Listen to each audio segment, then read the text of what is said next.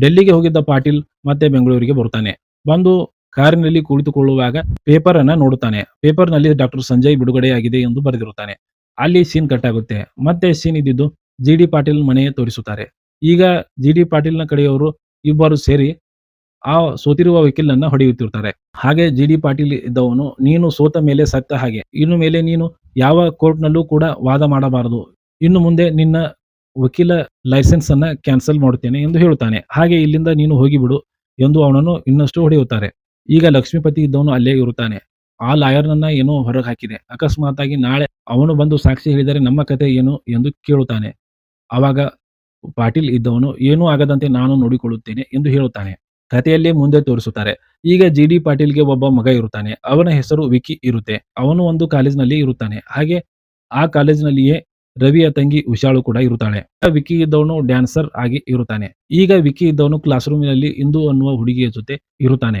ಈ ಇಂದು ಅನ್ನುವಳು ಶಾಮಣ್ಣ ವಕೀಲ್ ಇದ್ದವನ ಮಗಳು ಆಗಿರುತ್ತಾಳೆ. ಈಗ ಅಲ್ಲಿ ಒಬ್ಬ ಶಿಕ್ಷಕ ಬಂದು, ಈ ಶಾಲೆ ಎಂದರೆ ಏನು ತಿಳಿದುಕೊಂಡಿರುವೆ ಎಂದು ಬೈಯುತ್ತಾನೆ. ಆವಾಗ ವಿಕ್ಕಿ ಇದ್ದವನು ತಿರುಗಿ ಆ ಶಿಕ್ಷಕನನ್ನು ಬೈದು ಅಲ್ಲಿಂದ ಕಳಿಸಿಬಿಡುತ್ತಾನೆ. ಈಗ ಶಿಕ್ಷಕನು ಕೂಡ ವಿಕ್ಕಿಯ ಮಾತನ್ನು ಕೇಳಿ ಅಲ್ಲಿಂದ ಸುಮ್ಮನೆ ಹೋಗಿಬಿಡುತ್ತಾನೆ.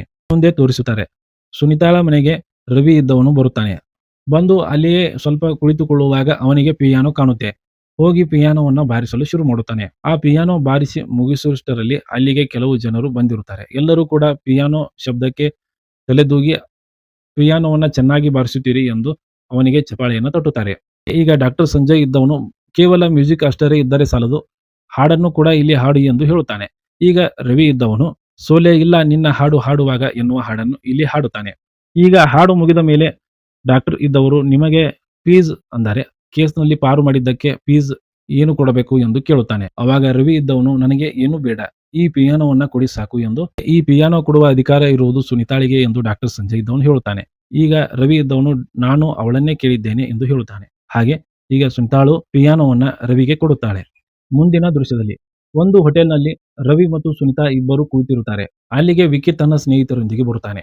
ದೂರಿನಿಂದ ಸುನಿತಾಳನ್ನು ನೋಡಿದ ವಿಕ್ಕಿ, ಇಂತಹ ಚೆಲುವೆ ನನಗೆ ಮಾತ್ರ ಸಿಗಬೇಕು ಎಂದು ಹೇಳಿ ಸುನಿತಾಳ ಹತ್ತಿರ ಹೋಗುತ್ತಾನೆ. ಹೋಗಿ ನನ್ನ ಜೊತೆ ನೀನು ಬಾ ಎಂದು ಸುನಿತಾಳನ್ನ ಮುಟ್ಟುತ್ತಾನೆ. ಅವಾಗ ರವಿ ಇದ್ದವನು ಅವನನ್ನು ಹೊಡೆಯಲು ಶುರು ಮಾಡುತ್ತಾನೆ. ಈಗ ಅಷ್ಟು ಜನರನ್ನು ಅಲ್ಲಿ ರವಿ ಇದ್ದವನು ಹೊಡೆಯುತ್ತಾನೆ. ಅವಾಗ ವಿಕ್ಕಿ ಇದ್ದವನು ಹೇಳುತ್ತಾನೆ, 5 ನಿಮಿಷ ಇಲ್ಲಿ ನಿಂತುಕೋ, ನಾನು ಏನು ಎನ್ನುವುದು ತೋರಿಸುತ್ತೇನೆ ಎಂದು ಹೇಳಿ ಅಲ್ಲಿಂದ ಹೋಗುತ್ತಾನೆ. ರವಿಯು ಕೂಡ ಅಲ್ಲೇ ನಿಂತುಕೊಳ್ಳುತ್ತಾನೆ. ಸುನಿತಾ ಇದ್ದವಳನ್ನ ಮನೆಗೆ ಕಳಿಸುತ್ತಾನೆ. ಈಗ ವಿಕ್ಕಿ ಇದ್ದವನು ಮತ್ತೆ ತನ್ನ ಹೆಚ್ಚು ಸ್ನೇಹಿತರನ್ನು ತೆಗೆದುಕೊಂಡು ರವಿ ಇದ್ದಲ್ಲಿಗೆ ಬರುತ್ತಾನೆ. ಈಗ ರವಿ ಇದ್ದವನು ಎಲ್ಲರನ್ನೂ ಕೂಡ ಈಗ ಹೊಡೆಯುತ್ತಾನೆ. ಹಾಗೆ ಮತ್ತೆ ಮುಂದೆ ತೋರಿಸುತ್ತಾರೆ. ಈಗ ಲಾಯರ್ ಇದ್ದವನು ಓಡಿ ಬರುತ್ತಾನೆ.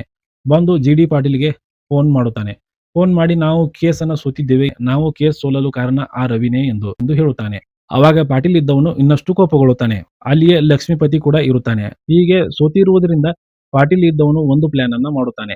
ರವಿಗೆ ಆಹ್ವಾನವನ್ನ ಕೊಡುವಂತೆ ಲಕ್ಷ್ಮೀಪತಿಗೆ ಹೇಳುತ್ತಾನೆ. ಯಾವ ಕಾರಣಕ್ಕಾಗಿ ಆಹ್ವಾನ ಕೊಡಬೇಕು ಎಂದು ಲಕ್ಷ್ಮೀಪತಿ ಕೇಳಿದಾಗ, ಇನ್ನು ಮುಂದೆ ನಾವು ರವಿಯನ್ನ ಕೊಂಡುಕೊಳ್ಳೋಣ. ಆ ರವಿಗೆ ನಮ್ಮ ಹತ್ತಿರ ಕೆಲಸ ಮಾಡುವಂತೆ ಹೇಳೋಣ. ಆವಾಗ ಅವನು ಗೆಲ್ಲುವ ಕೇಸುಗಳು ಸಹಿತ ನಮ್ಮದಾಗೇ ಇರುತ್ತದೆ ಎಂದು ಹೇಳುತ್ತಾನೆ.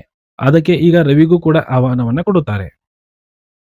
ಲಕ್ಷ್ಮೀಪತಿಯ ಆಹ್ವಾನಕ್ಕೆ ಒಪ್ಪಿ ರವಿ ಇದ್ದವನು ಬರುತ್ತಾನೆ. ಅವನಿಗೆ ಅದ್ದೂರಿಯಾದ ಸ್ವಾಗತವೂ ಅಲ್ಲಿ ಸಿಗುತ್ತದೆ. ಪಾಟೀಲ್ ಇದ್ದವನು ಸಹಿತ ಅಲ್ಲಿ ಬರುತ್ತಾನೆ. ಈಗ ಪಾಟೀಲ್ ಇದ್ದವನು ರವಿಗೆ ಹೇಳುತ್ತಾನೆ, ಇನ್ನು ಮೇಲಿಂದ ನೀನು ಗೆಲ್ಲುವ ಕೇಸುಗಳು ನನ್ನದಾಗಿರಬೇಕು. ಹಾಗೆ ನೀನು ನನ್ನ ಪರವಾಗಿ ಇನ್ನು ಮುಂದೆ ಕೋರ್ಟ್‌ನಲ್ಲಿ ವಾದ ಮಾಡಬೇಕು ಎಂದು ಹೇಳುತ್ತಾನೆ. ಅದಕ್ಕೆ ರವಿಯು, ನಾನು ಹೀಗೆ ಮಾಡಿದರೆ ನನಗೆ ಏನು ಕೊಡುತ್ತೀರಿ ಎಂದು ಕೇಳುತ್ತಾನೆ.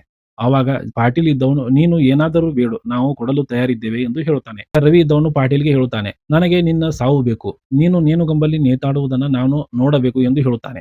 ಅವಾಗ ಪಾಟೀಲ್‌ಗೂ ಕೂಡ ಸ್ವಲ್ಪ ಸಿಟ್ಟು ಬರುತ್ತೆ. ಏಕೆ ಹೀಗೆ ಹೇಳುತ್ತಿದ್ದೀಯಾ ಎಂದು ಕೇಳುತ್ತಾನೆ. ಅವಾಗ ತನ್ನ ಹತ್ತಿರ ಇದ್ದ ಒಂದು ಫೋಟೋವನ್ನ ರವಿ ಇದ್ದವನು ತೆಗೆಯುತ್ತಾನೆ. ಅದು ತನ್ನ ತಾಯಿಯಾದ ಶಾರದಾಳ ಫೋಟೋ ಆಗಿರುತ್ತೆ.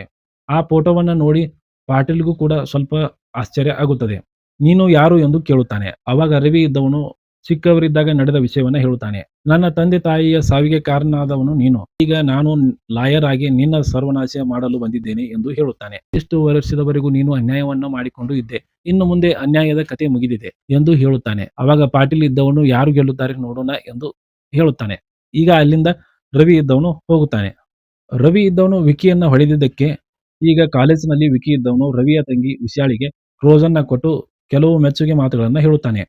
ಕಾಲೇಜಿನ ಒಬ್ಬ ವ್ಯಕ್ತಿ ನನಗೆ ರೋಸ್ ಕೊಡುತ್ತಿರುವುದು ಎಂದು ಉಷಾ ಇದ್ದವಳು ಸಹಿತ ಈ ರೋಸನ್ನ ತೆಗೆದುಕೊಳ್ಳುತ್ತಾಳೆ. ನೀನು ಡ್ಯಾನ್ಸ್ ಮಾಡಲು ನನ್ನ ಪಾರ್ಟ್ನರ್ ಆಗಿ ಬರಬೇಕು ಎಂದು ವಿಕಿ ಇದ್ದವನು ಹೇಳುತ್ತಾನೆ. ಅದಕ್ಕೆ ಉಷಾಳು ಕೂಡ ಒಪ್ಪಿಕೊಳ್ಳುತ್ತಾಳೆ.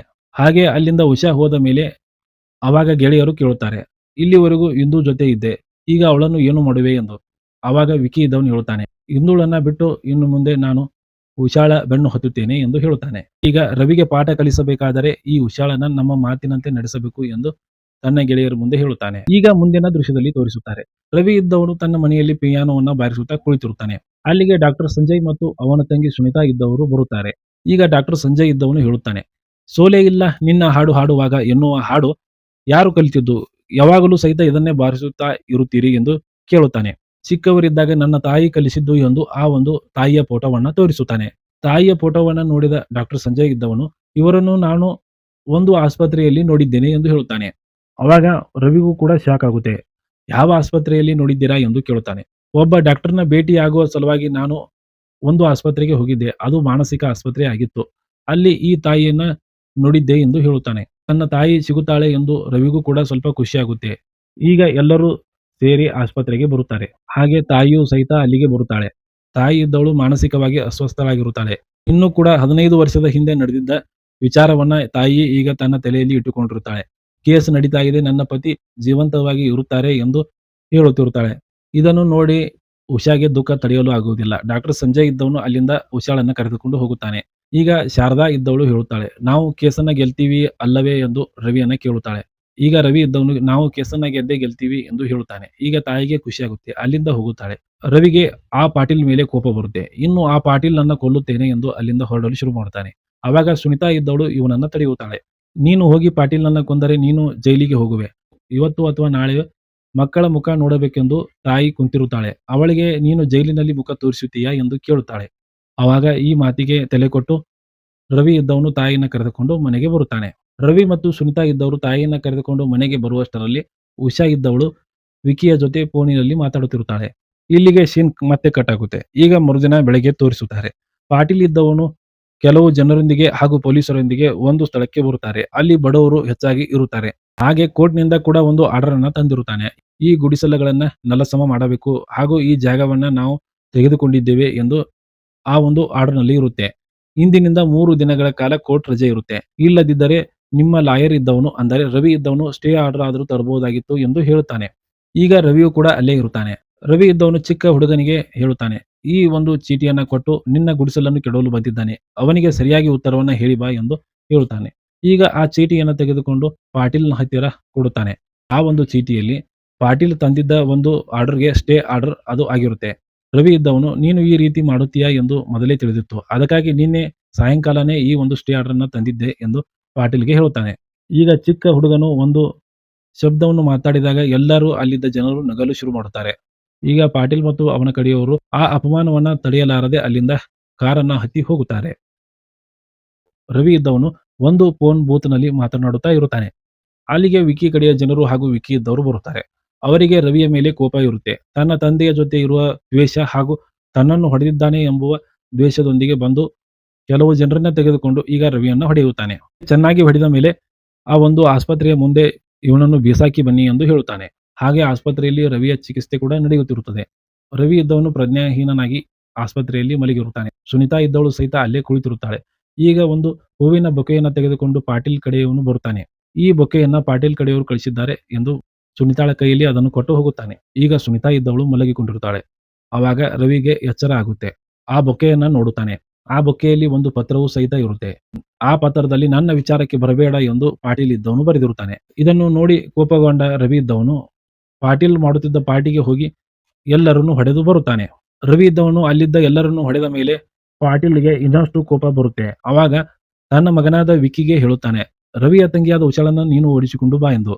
ಹಾಗೆ ಮುಂದೆ ತೋರಿಸುತ್ತಾರೆ. ರವಿ ಇದ್ದವನು ಒಬ್ಬನೇ ಟೆನ್ನಿಸ್ ಅನ್ನ ಆಡುತ್ತಾ ಇರುತ್ತಾನೆ.